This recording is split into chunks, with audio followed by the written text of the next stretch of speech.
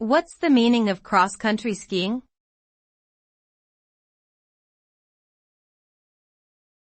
Cross-country skiing.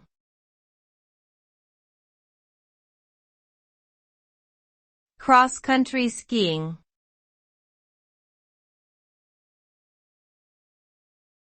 Cross-country skiing.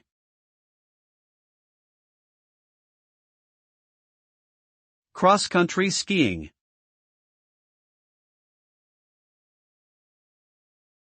Cross-country skiing is a form of skiing that involves moving across snow-covered terrain using skis and poles.